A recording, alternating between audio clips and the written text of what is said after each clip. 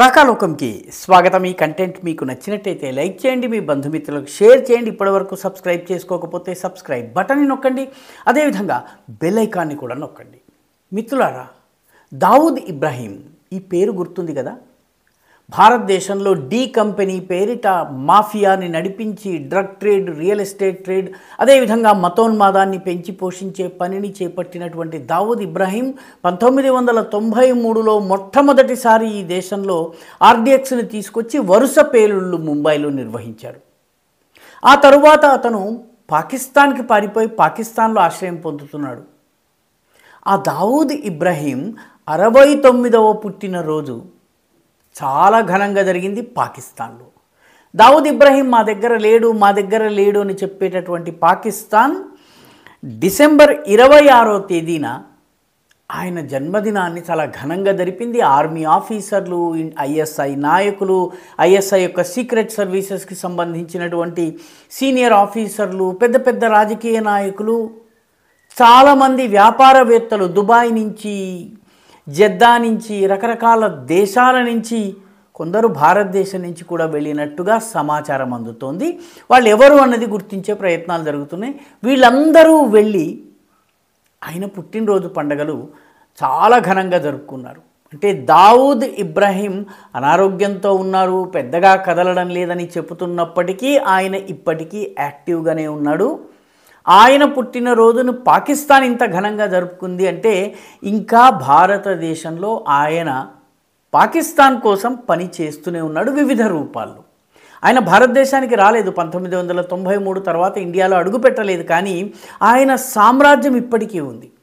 ఇటీవల జరిగినటువంటి అసెంబ్లీ ఎన్నికలు, అంతకుముందు జరిగినటువంటి లోకసభ ఎన్నికలు, ఈ రెండింటిలో దావూద్కి సంబంధించినటువంటి ఏజెంట్లు, వ్యక్తులు కొన్ని పార్టీలకు, కొందరు అభ్యర్థులకి ప్రత్యేకంగా నిధులు సమకూర్చి వాళ్ళ కోసం పనిచేశారు. ఇది ఇంటెలిజెన్స్ వర్గాలు చెబుతున్నటువంటి విషయం. మరొక ఆసక్తికరమైన విషయం ఏంటంటే, వీళ్ళు ఆర్థికంగా సహాయం చేసి, మాట సాయం చేసినటువంటి రాజకీయ పార్టీలన్నీ కూడాను కుహనా సెక్యులరిస్ట్ పార్టీలు. అందులో బీజేపీ లేదన్న విషయం వేరే చెప్పనక్కర్లేదు. దావూద్ ఇబ్రాహీంకి పాకిస్తాన్ ఇంటెలిజెన్స్ ఏజెన్సీ అయినటువంటి ఐఎస్ఐ అడిషనల్ డైరెక్టర్ జనరల్ అనేటటువంటి ఒక గౌరవ హోదాని కూడా ఇచ్చింది. దీన్ని బట్టి ఆయన ఎంత ఇంపార్టెంటో అర్థం చేసుకోవచ్చును. ఆయన ఇప్పటికీ కూడాను భారతదేశంలో ఆయన యాక్టివిటీస్, భారతదేశంలోని వివిధ ప్రాంతాల్లో ఉన్నటువంటి ఏజెంట్ల ద్వారా సమాచారాన్ని సేకరించడము, ఆ సమాచారాన్ని పాకిస్తాన్కి అందించడము జరుగుతున్నట్టుగా ఇంటెలిజెన్స్ వర్గాలు చెప్తున్నాయి. అంటే మన దేశంలోని నాయకుల గురించి, రాజకీయ పోకడల గురించి, రాజకీయ సంఘటనల గురించి, సమాజంలోని డెవలప్మెంట్స్ గురించి, రకరకాల కాంట్రాక్ట్ల గురించి, రియల్ ఎస్టేట్ ట్రెండ్స్ గురించి, పొలిటికల్ ట్రెండ్స్ గురించి సమాచారము పాకిస్తాన్కి ఎప్పటికప్పుడు దావూద్ ఇబ్రాహీం యొక్క నెట్వర్క్ ఏదైతే ఇండియాలో ఇప్పటికీ విస్తరించి ఉందో దాని ద్వారా వెళుతోందని చెప్పి ఇంటెలిజెన్స్ వర్గాలు చెప్తున్నాయి. అందుకని యాక్టివ్గా లేనట్టుగా కనిపిస్తున్న దావూద్ ఇబ్రాహీం పుట్టినరోజు, 69వ పుట్టినరోజుకి అంతమంది హాజరయ్యారు. తమాషా ఏంటంటే, దావూద్ ఇబ్రాహీం ప్రస్తుతం ఆయన తీసుకున్నటువంటి టార్గెట్ ఏంటంటే హిందూ సంస్థల నాయకులను హత్య చేయటం. ఉదాహరణకి హిందూ నాయకులైనటువంటి శ్రీష్ బెంగాలీ, ఈయన బెంగాల్కి చెందినవాడు, అదేవిధంగా ప్రాణేష్ మిస్త్రీ, ఈయన గుజరాత్కి చెందినవాడు. వీళ్ళని హత్య చేసేటటువంటి ప్రణాళిక చేశారు. వీళ్ళు ముంబైలో ఒక మాడ్యూల్ డెవలప్ చేశారు, అది విఫలమైంది. తర్వాత గుజరాత్లో ఒక మాడ్యూల్ని తయారు చేసి ఆ మాడ్యూల్ ద్వారా హత్యలు చేయాలనుకున్నారు. దాన్ని కూడాను మన ఇంటెలిజెన్స్ వర్గాలు వమ్ము చేశాయి. ప్రస్తుతం మహారాష్ట్రలోని యవత్మాల్లో ఒక మాడ్యూల్ని తయారు చేస్తున్నట్టుగా చెప్తున్నారు. అయితే ఈ మాడ్యూల్ పూర్తిగా తయారు కాకుండానే మన భద్రతా దళాలు యాక్షన్ చేశాయని చెప్పి కూడా చెప్తున్నారు. ప్రస్తుతము ఆయన భారతదేశంలో ఉన్నటువంటి హిందూ నాయకులను చంపేందుకు జాహిద్ మియా అనేటటువంటి ఒక తన ఏజెంట్కి బాధ్యతను ఇచ్చారని చెప్పి ఇంటెలిజెన్స్ వర్గాలు చెప్తున్నాయి. ఈ జాహిద్ మియా భారతదేశంలో ఉండడు, సౌత్ ఆఫ్రికాలో ఉంటాడు. అంటే ఆయన భారతదేశంలో ఉన్న తన కాంటాక్ట్స్ని ఉపయోగించి దాడులు చేయిస్తాడన్నమాట. ఇది గమనించాల్సినటువంటి విషయము. ఇంతకుముందు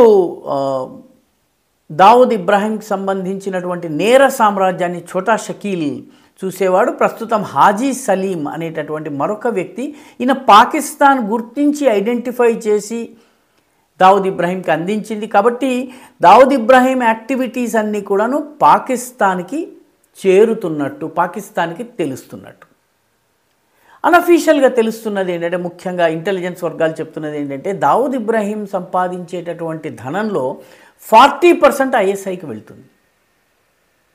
దీన్ని అధికారికంగా ఎవరు ధృవీకరించలేదు, కానీ ఈ వార్త చలామణి అవుతోంది.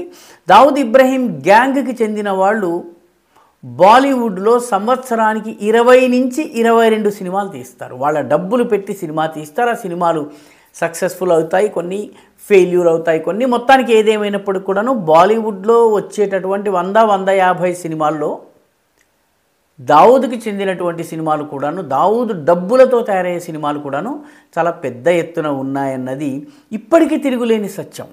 దావుద్ ఇబ్రాహీం వాస్తవానికి ఇదివరకు క్లిఫ్టన్ బే ఏరియా అని ఉంటుంది కరాచీలో, చాలా మన హైదరాబాద్లోని బంజారా హిల్స్, జూబ్లీ హిల్స్తో సమానమైనటువంటి ఏరియా. ఆ ఏరియాలో ఉండేవాడు. అయితే భారతదేశపు అన్నోన్, భారతదేశం ఆయన కోసం వెతుకుతుందని తెలిసిన తరువాత ఆయన అక్కడి నుంచి వజీరిస్తాన్కి పారిపోయారు. వజీరిస్తాన్ని మళ్ళీ తిరిగి వచ్చిన తర్వాత ఆయన అబ్దుల్ ఘాజీ బాబా దర్గా అని కరాచీలో ఉంది, దాని పక్కనే రహీం ఫాకీ ఏరియా అని ఒక ఏరియా ఉంది, ఆ ఏరియాలో ఉంటున్నట్టుగా సమాచారం. ఆయన బర్త్డే పార్టీ అక్కడే జరిగిందనమాట. ఇంకొక ఆసక్తికరమైన విషయం ఏంటంటే, దావుద్ ఇబ్రాహీం కేవలం కరాచీకి పరిమితమై ఉండడం లేదు. అనేక ముస్లిం దేశాలకు ఆయన విమాన పర్యటనలు చేస్తున్నారు. ఆయన పాస్పోర్టు రావల్పిండిలోని సైనిక అధికార కార్యాలయంలో ఉన్నటువంటి గ్యారిసన్లో ఉన్నటువంటి ఒక ప్రత్యేక పాస్పోర్ట్ ఆఫీస్ నుంచి ఆయనకు పాస్పోర్ట్ ఇవ్వడం జరుగుతుందని ఇంటెలిజెన్స్ వర్గాలు చెప్తున్నాయి. ఈ పాస్పోర్ట్తో ఆయన దుబాయ్కి, జద్దాకి, మలేషియాకి, మిగతా అనేక దేశాలకి వెళ్ళొచ్చారని, ఆయన చిట్ట చివర 2024లో దుబాయ్కి వెళ్ళొచ్చారని చెప్తున్నారు. కాబట్టి Dawood Ibrahim is alive and kicking. 2, ఆయన ఇప్పటికీ భారతదేశంలో రాజకీయాలను, సినిమా రంగాన్ని, బాలీవుడ్ని ప్రభావితం చేసే ప్రయత్నం చేస్తున్నారు. ఇండియా నుంచి సమాచారాన్ని, మన దేశానికి చెందిన సమాచారాన్ని పాకిస్తాన్కి అందజేసేటటువంటి ఒక నెట్వర్క్ని ఏర్పాటు చేశారు. హిందూ సంస్థలకు చెందినటువంటి నాయకుల హత్యకి ప్రణాళికలు పన్నుతున్నారు. అందుకనే పాకిస్తాన్ ఆయనను ఐఎస్ఐ యొక్క అడిషనల్ డైరెక్టర్ జనరల్ హోదాలో ఉంచిందన్నటువంటి విషయాన్ని మనము దృష్టిలో ఉంచుకోవాలి. అంటే దావుద్ ఇబ్రాహీం ఇప్పటికీ యాక్టివ్గా ఉన్నాడు. దేశ రాజకీయాలను, భారత రాజకీయాలు, ముఖ్యంగా మహారాష్ట్రలో ప్రభావితం చేసే ప్రయత్నం చేశాడు, ఇంకా భవిష్యత్తులో కూడా చేయబోతున్నాడు అన్నది ఇక్కడ మనం గమనించాల్సినటువంటి విషయం. ఈ వీడియో మీకు నచ్చినట్టయితే లైక్ చేయండి, షేర్ చేయండి, ఈ ఛానల్కు సబ్స్క్రైబ్ చేయండి. మీ అభిప్రాయాన్ని కమెంట్ల రూపంలో తప్పనిసరిగా పంపించండి.